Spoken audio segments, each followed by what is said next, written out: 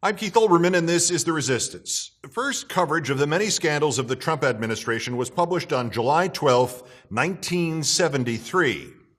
1973.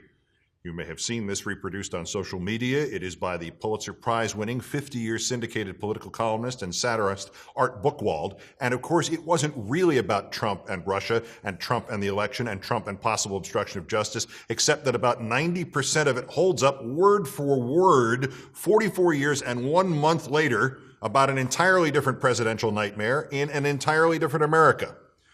Art Buchwald was writing about Richard Nixon and Watergate. His column was based at the Washington Post, and at its height, it was syndicated to 550 newspapers. The author never made Nixon's enemies list. He reportedly said that was his greatest regret. But long after his death in 2007, it turned out the National Security Administration, the NSA, had spied on Art Buchwald, probably at the behest not of Nixon, but of President Lyndon Johnson, who didn't like him either. Anyway, what Buchwald offered the Post for publication on Thursday, July 12, 1973, more than a month before we knew there were Watergate tapes, longer still before we knew John Dean was telling the truth and Nixon was not, 4 months before Nixon insisted he was, quote, not a crook, a year and 27 days before Nixon resigned, it holds up almost entirely as an analysis of the defenses of Donald Trump. A quick search at the newspapers.com website shows the column was published by at least 27 newspapers that day, at least 11 more the next, at least 15 more in the next week, and by at least 2 more stragglers as late as the 23rd of July. It appeared in every size and shape of American newspaper, from the Post to the Los Angeles Times to the Detroit Free Press to the Oil City Derrick of Oil City, Pennsylvania. If you're not old enough or not enough of a student of American political history to know the old stuff, the only Watergate-era detail you really need to know to appreciate this column is the 1969 drunk driving incident in which Senator Ted Kennedy's passenger, Mary Jo Kopechne, was killed at Chappaquiddick Island in Massachusetts. Some have tried to update the Buchwald column to put in Trumpian references. It doesn't quite work, though we will offer a few updates by the use of illustrations. So, in homage and gratitude to Buchwald's great political insight, to say nothing of his remarkable post-mortem political foresight, I will now read this column, which appeared under a variety of titles, most of which were variations on the one in Los Angeles. Oh yeah? What about Chappaquiddick? These are difficult times for people who are defending the Nixon administration. No matter where they go, they are attacked by pseudo-liberals, McGovern lovers, heterosexual constitutionalists, and paranoid John Dean believers. As a public service, I am printing instant responses for loyal Nixonites when they are attacked at a party.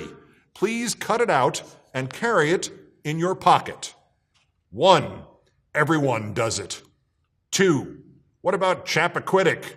3. A president can't keep track of everything his staff does. 4. The press is blowing the whole thing up. 5. Whatever Nixon did was for national security. 6.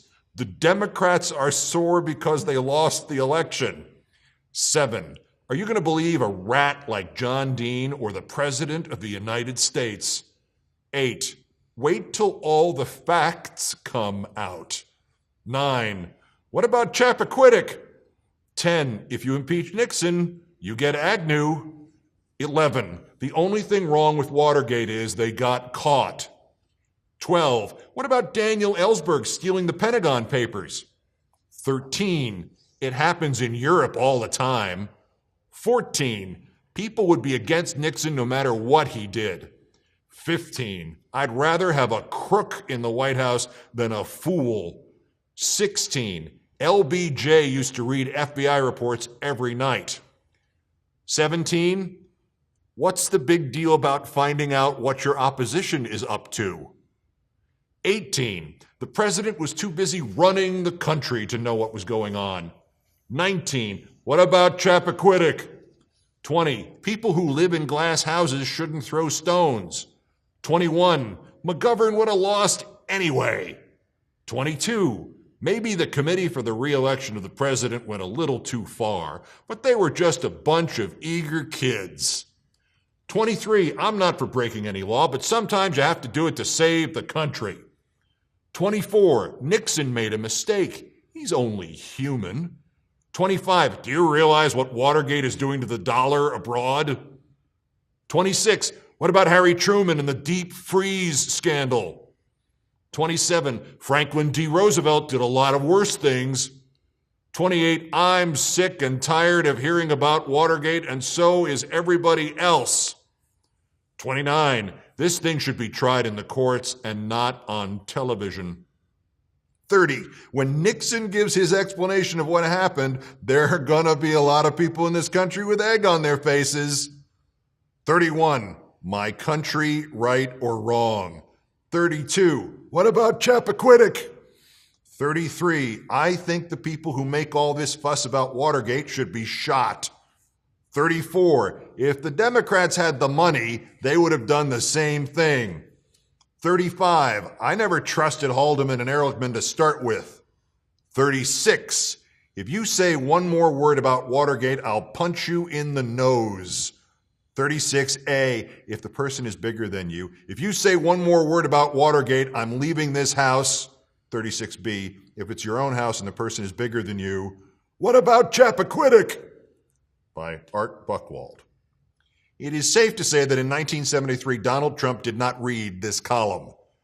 In ruminating on Buchwald's number 17, what's the big deal about finding out what your opposition is up to, it is safe to say that nobody in the Trump campaign ever read this column.